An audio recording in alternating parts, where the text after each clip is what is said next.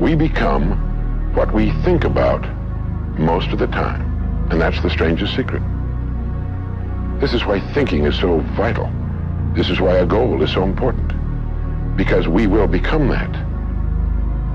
This is why people who set goals achieve them. The trouble with men is not in achieving their goals. They do that. It's in establishing them. Well, that's about it. I think it's good to remember that if we just go along with the crowd, we won't wind up with much more than the wish that we could do it all over again, and as far as we know, you can't. If we want to amount to anything as individuals, we need individual goals, individual thinking, individual actions, and we must never conform to the big group. And my personal question to you is, why not you? You've got the brains, you can make decisions, you can study the plan, you can change your life, you can grow immensely in the next few years, you can make your dreams come true, you can build a financial wall around your family nothing can get through, you can become healthy, you can become powerful. Why not you? Be the guy who embraces the ugly, the miserable.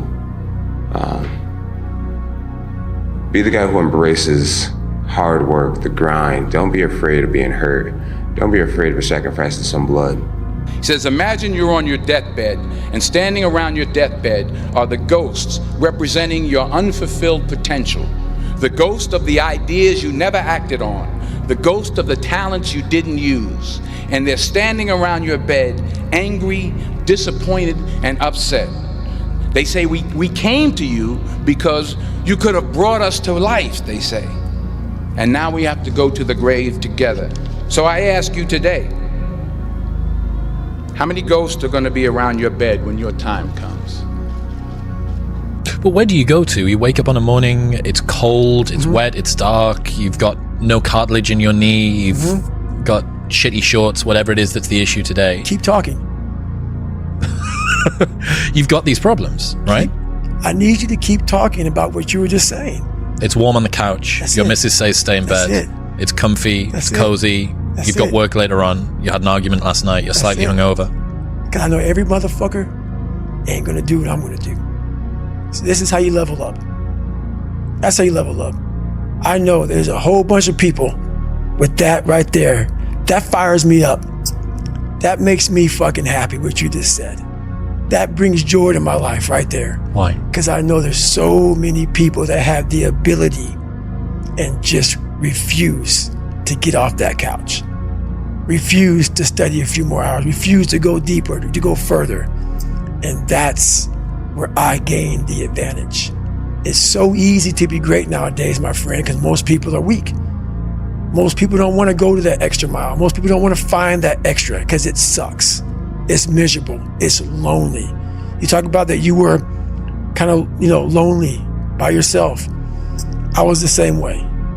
And that used to hurt me growing up. Now I fucking thrive in that shit. It's time to stay focused. It's time to decide, fuck clubs, fuck partying, fuck trying to fit in and socialize, rub elbows with everybody so people can stop calling you weird. Why are you so antisocial? Because I'm trying to get it. Why are you staying on the basketball court so much? Because I'm trying to get it. Why are you out there practicing in the hot sun when ain't nobody else out there? Because I'm trying to get it. Why are you not clubbing? Like every time I text you and invite you to go do something fun and cool, you always studying? Because I'm trying to get it. Let me tell you something, homie. These women ain't going nowhere. These clubs, these parties, all this shit ain't going nowhere. The more weird you are is a reflection of how committed you are to focusing on your shit, molding and shaping and developing your ideas and your craft so that when it's time for you to make your rounds, you gon' fly. Said he can fly helicopter, Jumanji. Just because, Mom. No, this he is not a could movie. do it. If he could do it, This isn't a movie. he believed in himself. And you can too. Oh man, you're gonna put it on me like that? You can do anything that you want. You can get get singing lessons, get a better job, make more money. You could be even like rich. You could live in the White House someday. You could be president. Me? Do what you want to do. It's not about it's not up to other people. It's true. It's up to you. So your laziness is something that has to do with you. You're not connected to something deep enough. You don't feel the necessity. You don't feel the devil at your heels. You don't feel the fact that you could very well die tomorrow that will impel you to get something done. There's no necessity behind it. And the human animal, the way we were created, is when we feel pressure, we feel the necessity to get things done. We can move mountains, and we have plenty of examples of that in history. But when that pressure, almost like a barometric pressure, releases, and we don't feel the need to get something done, we can become incredibly lazy because there's no necessity. So you have to create necessity in your life. You have to create the need to get things done. You have to give yourself deadlines. You have to remind yourself that tomorrow everything could go kaput. COVID could come back. You could be fired. You could die. You could have an illness. Give yourselves a sense of urgency that I need to get things done quickly.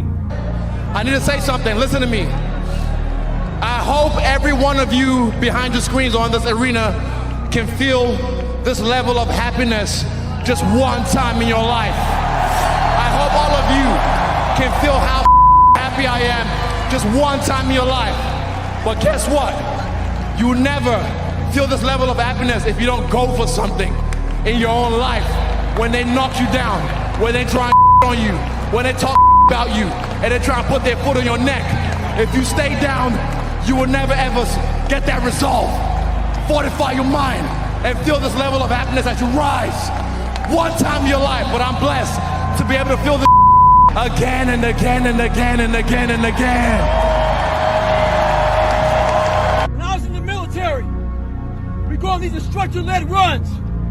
Most of the time we knew the start and end point. So on the way back, I started seeing people getting happy and shit because the end was near. But there were some asshole instructors that would hear the happiness and go right on past the end point. When that happened, everybody stopped talking.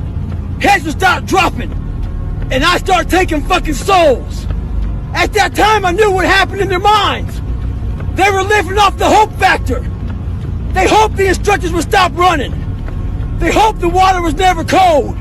They hoped the weather was fucking good. I don't live off that hope shit. I wish the water was cold. I wish them motherfucking instructors keep on fucking running. I wish for fucking rain. When the ending is unknown and the distance is unknown, that's when you know who the fuck you are.